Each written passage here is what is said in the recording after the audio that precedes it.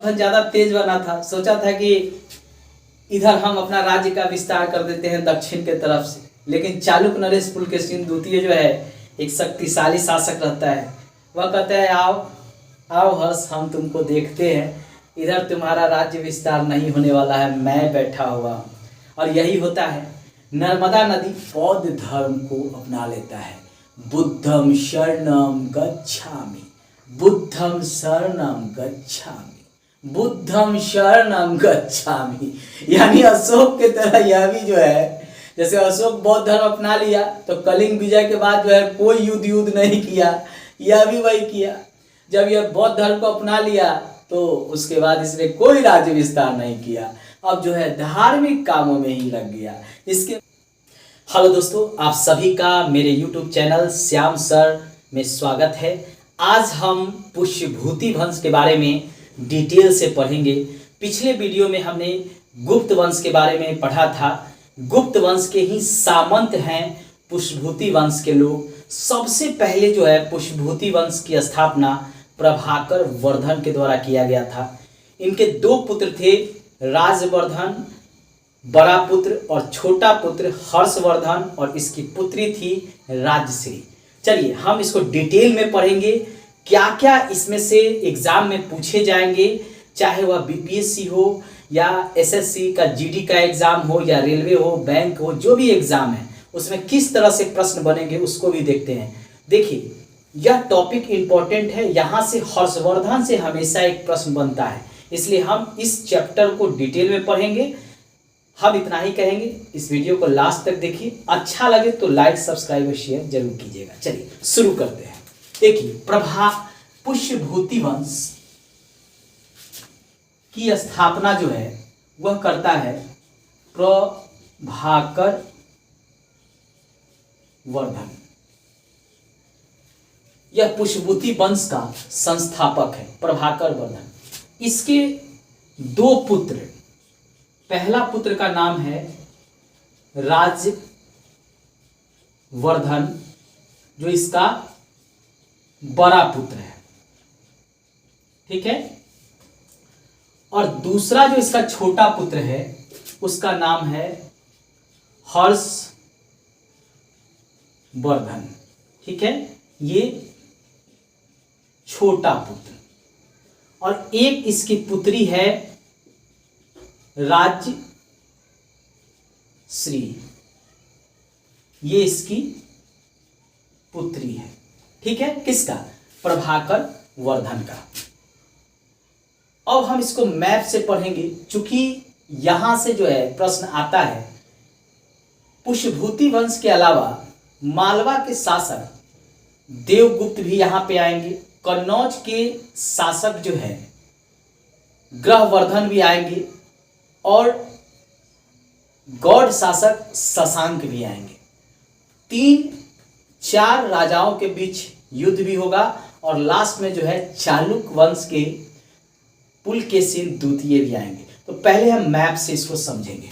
देखिए एक भारत का हम मैप बना लेते हैं। पहले इसको समझने के लिए मैप की आवश्यकता पड़ेगी हमको।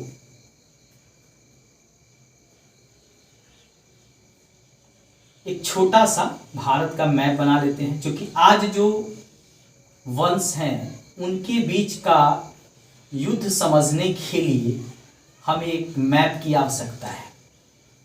ये भारत है, आप समझ गए। और इसमें कौन कौन से वंश हैं उनको हम पहले जान लेते हैं। देखिए यहां पर है थानेश्वर। प्रभाकर वर्धन अपनी राजधानी थानेश्वर में स्थापित करता है, और ये वाला क्षेत्र है, ठीक है, पंजाब हरियाणा का क्षेत्र। यहाँ पे प्रभाकर वर्धन अपना राज स्थापित करता है। थानेश्वर इसकी राजधानी होती है, थानेश्वर, ठीक है। प्रभाकर वर्धन की राजधानी कहाँ है? थानेश्वर, और यह वर्तमान में पड़ता है हरियाणा के अंबाला के पास।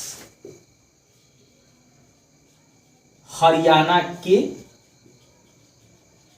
अम्बाला के पास यह पड़ता है थानेश्वर। इसमें जो है हरियाणा पंजाब का क्षेत्र शामिल है।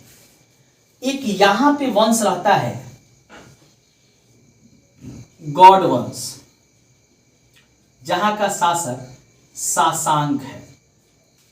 ठीक है, एक ये वंश है। दूसरा जो है इधर रहता है मालवा,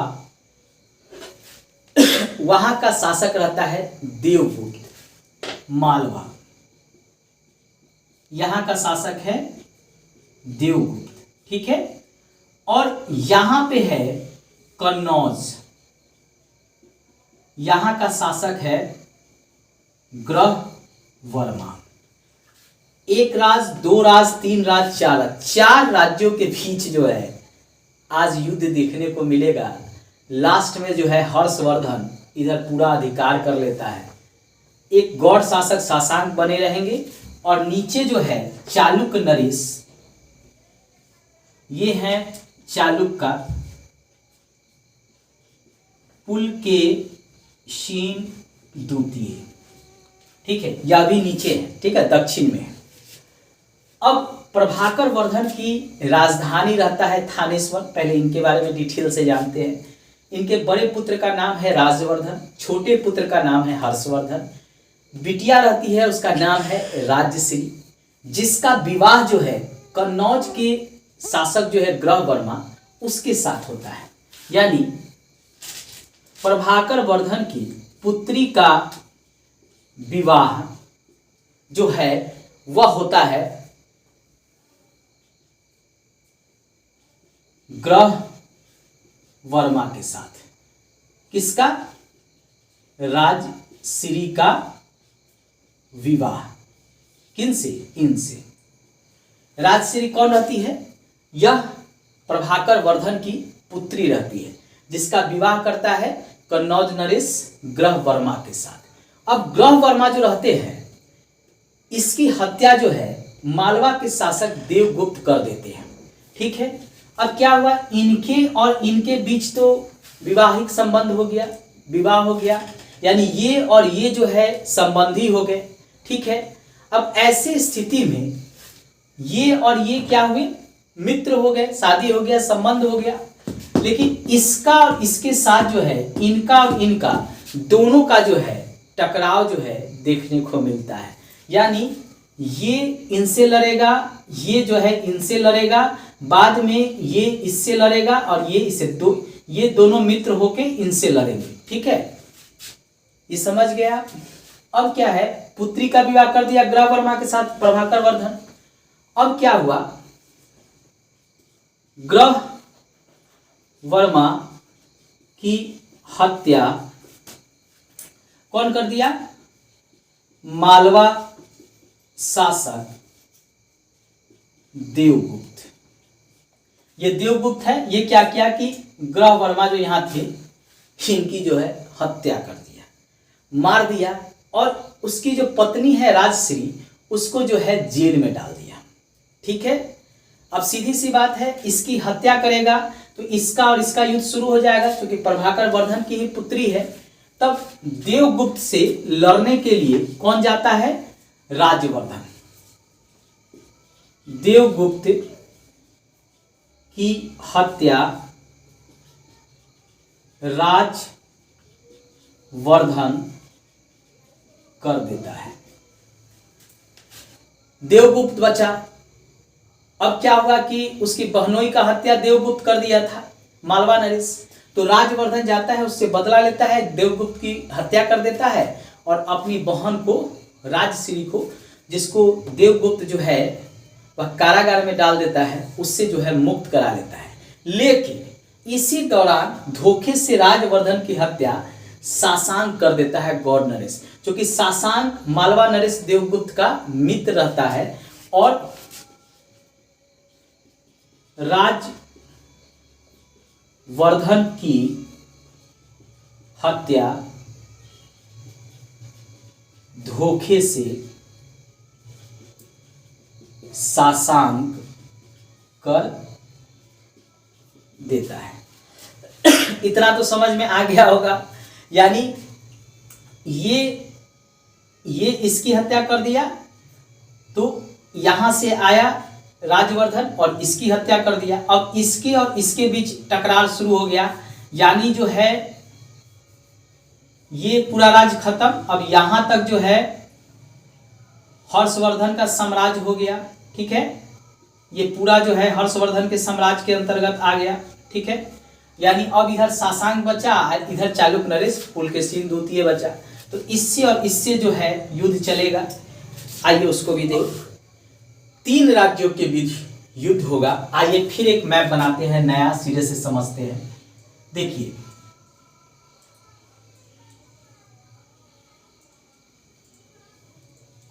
ये भारत है,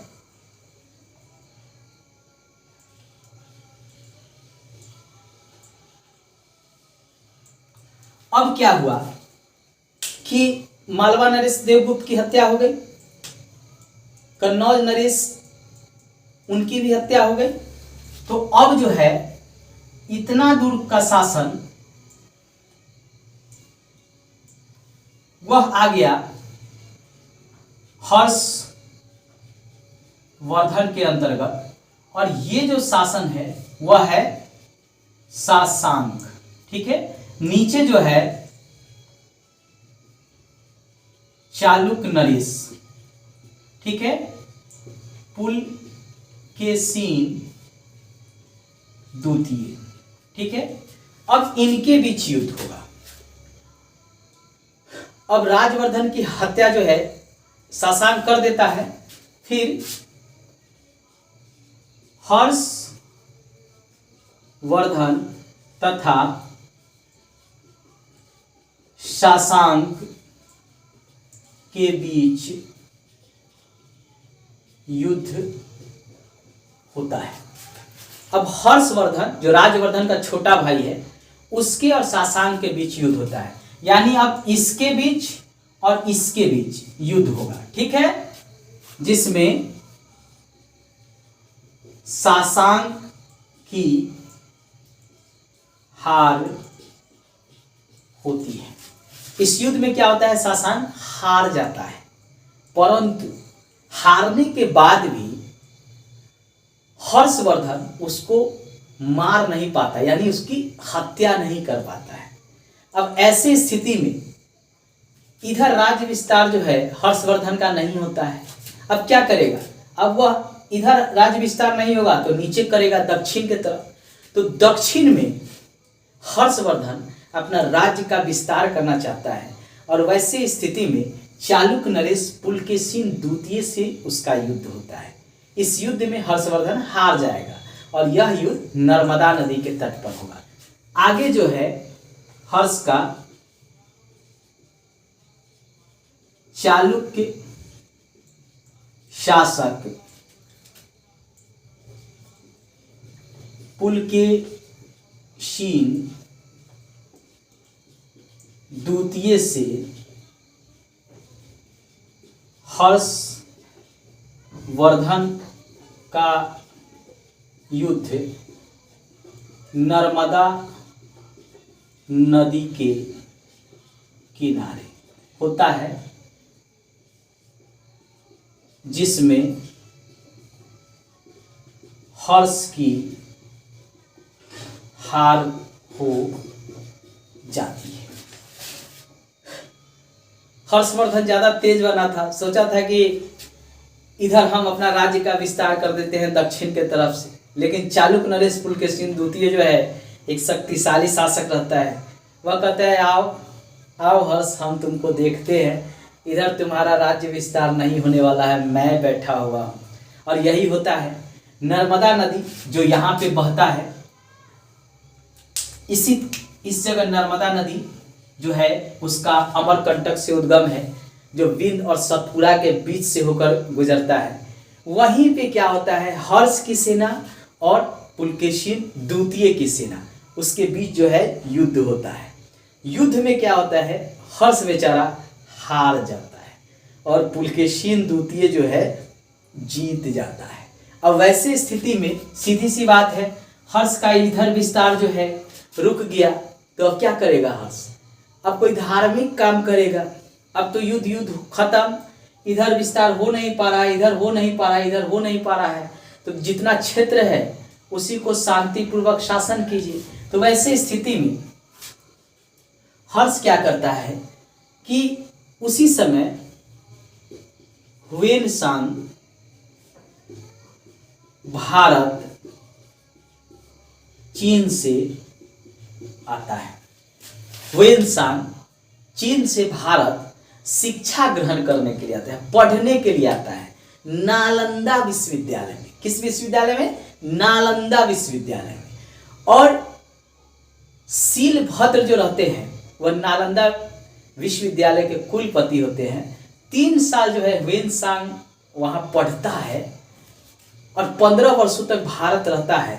इसी बीच जो है हर्षवर्धन से मुलाकात हो जाता है और हर्षवर्धन को वह बौद्ध धर्म की शिक्षा देता है और महायान धर्म में हर्ष को दीक्षित करता है। पहले हर्ष शैव धर्म का उपासक था, शिव का उपासक था, शिव भगवान का वह हर्ष पूजा करता था। बाद में बौद्ध के महायान शाखा का वह बनता है और बुद्ध का उपासक बन जाता है।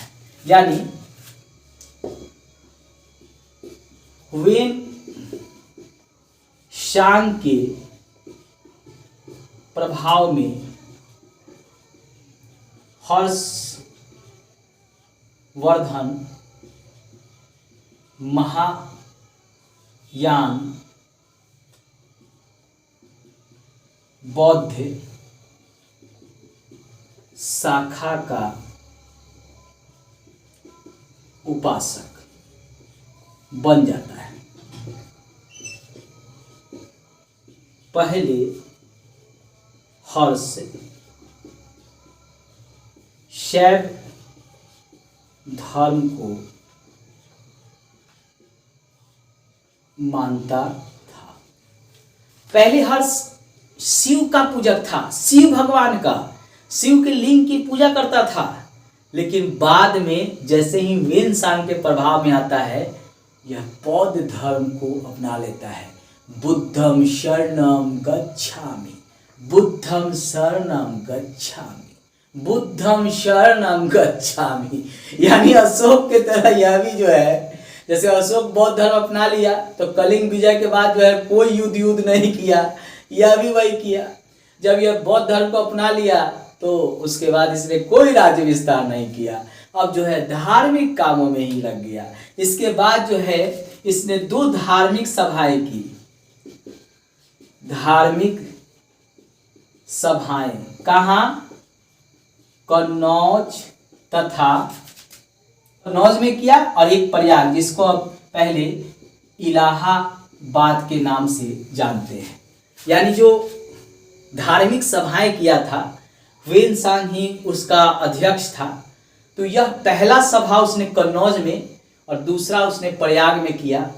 और यहाँ पे उसने पूजा किसकी किसकी की? सभी लोग जानते हैं कि केवल जो है बुद्ध का पूजा किया। ना ना ना ना ना, जो पहले जो धर्म को मानता है उसके प्रति थोड़ी सी तो श्रद्धा होती ही है किसी व्यक्ति को।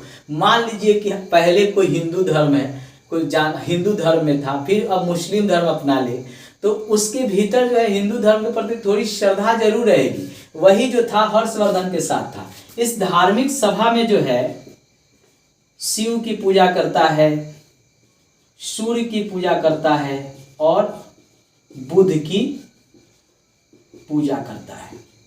ठीक है, शिव भगवान की भी पूजा करता है, ओम नमः शिवाय। सूर्य की भी पूजा करता है और बुद्ध की भी पूजा करता है, बुद्धम शरणम गच्छामि। यानी यह हिंदू धर्म और बौद्ध धर्म दोनों की इसमें पूजा करता है। ठीक है, और इसके बारे में बराबर प्रश्न पूछा जाता है हर्षवर्धन से। हर्षवर्धन शासक कब बनता है? तो हर्षवर्धन शासक बनता है 606 ईस्वी में गद्दी पर बैठता है। कौन? हर्षवर्धन। भाई की मृत्यु हो गई तो सीधी सी बात है गद्दी कौन संभालेगा, तो हर्ष को बेचारे को संभालना पड़ता है। अब क्वेश्चन हर्षवर्धन से बार बार पूछता है, अब कहाँ कहाँ से पूछता है यह भी जानना जरूरी है। तो चलिए हम प्रश्नों को भी देखते हैं। एक तो पूछता है यही कि हर्षवर्धन और सासांग के बीच युद्ध हुआ था तो क्या हुआ था, तो सासांग की इसमें हार हो गई थी। तो ये सबसे ज्यादा है VVI, ये बार बार पूछता है। दूसरा पूछता है कि पुलकेशिन द्वितीय से हर्षवर्धन की युद्ध हुआ था तो उस युद्ध में कौन जीता था, किसकी हार हुई थी, तो इसमें पुलकेशिन द्वितीय जीता और हर्षवर्धन की हार हो गई। ये बार बार पूछता है। उसके बाद पूछता है किस नदी के किनारे यह हुआ था युद्ध, तो नर्मदा नदी के किनारे। किस नदी के किनारे, नर्मदा नदी के किनारे। और ज्योग्राफी में जाइएगा तो पूछता है नर्मदा नदी का उद्गम कहाँ से हुआ है, यानी कहाँ से निकलता है, तो अमरकंटक से निकलता है। वहीं से सोन नदी भी निकलता है जो बिहार में बहता है, ठीक है। और नर्मदा बिंद और सतपुरा के बीच से होके बहती है। ऊपर में बिंद पर्वत और नीचे में सतपुरा और बीच में है ये नर्मदा। इसी जगह दोनों का युद्ध हुआ था। बार बार क्वेश्चन पूछता है। उसके बाद पूछता है कि ह्वेनसांग कहाँ से आया था, तो चीन से आया था। किससे मिला था, तो हर्षवर्धन से मिला था। किसके प्रभाव में जो है हर्षवर्धन जो है महायान शाखा को अपनाता है, तो ह्वेनसांग के प्रभाव में अपनाता है। कहाँ हर्षवर्धन ने 2 सभाएं किया था धार्मिक, तो एक किया था कन्नौज में और दूसरा किया था प्रयाग में। ये बार बार पूछता है। उसके बाद पूछता है कि हर्षवर्धन ने क्या उपाधि लिया था, तो शीलादित्य की उपाधि लिया था। हर्षवर्धन ने उपाधि लिया था शीलादित्य, ठीक है। इसने हर्षवर्धन ने उपाधि लिया था। बार बार पूछता है ये प्रश्न। उसके बाद कब राजा बना था हर्षवर्धन, तो 606 में। और एक और प्रश्न बार बार पूछता है किसका उपासक था, तो ये शिव का भी था, सूर्य का भी था और बुद्ध, तीनों की पूजा किया था कन्नौज में, ठीक है। हर्षवर्धन के बारे में विस्तृत रूप से वर्णन वान भट्ट के हर्षचरित्र में किया गया है, ठीक है। इसने कादंबरी की भी रचना की थी। किसने, वान भट्ट। यह था हर्ष का दरबारी कवि, ठीक है। इसने रचना किया था हर्ष चरित्र और कादंबरी, ठीक है। 2 बुक को वान भट्ट लिखा था। उसमें उसने हर्षवर्धन का पूरा एकदम वर्णन किया था। हर्ष ने ये किया, हर्ष ने वो किया। काम में वही होता है साहित्यकार का, इतिहासकार का। जिस राजा का रोटी खाना है उसके बारे में एकदम बढ़ा चढ़ा के बताते रहते हैं, ठीक है। तो एग्जाम में ये भी पूछता है कि हर्षचरित्र किसने लिखा था, तो वान भट्ट ने लिखा था। किसके बारे में वर्णन है, तो हर्ष के बारे में वर्णन है। और वान भट्ट ने एक और पुस्तक कौन कौन सा लिखा था, तो एक कादंबरी का लिखा था। ये भी VVI, ये भी काफी बार पूछा है। हर्षवर्धन जो है चीन में राजदूत भी भेजा था अपना, और चीन के शासक ने भारत भी राजदूत भेजा था, ठीक है। यह भी जान लीजिए, कई बार प्रश्न पूछता है। मगध जो पाटलिपुत्र है वहां पे इसकी राजधानी नहीं थी। इसकी राजधानी एक था थानेश्वर हर्ष की और दूसरा सा कन्नौज। हर्ष ने 2 राजधानी बनाया था, वह भी जान लीजिए। हर्ष की राजधानी कौन कौन सा था, इधर हम लिख देते हैं। हर्ष की राजधानी कौन कौन था, प्रथम था थानेश्वर और दूसरा था कन्नौज, ठीक है। कन्नौज 2 राजधानी था हर्षवर्धन का, याद रखिएगा दोस्तों। एक छोटी सी जानकारी थी जहां से प्रश्न 100% एग्जाम में बनता है। तो आपको ये देख के जाना है। अच्छा लगे सब्सक्राइब, लाइक और शेयर कर देना है। धन्यवाद, बाय बाय। नेक्स्ट वीडियो में हम चोल के बारे में पढ़ेंगे। काफी बार उससे प्रश्न आता है, डिटेल में पढ़ेंगे।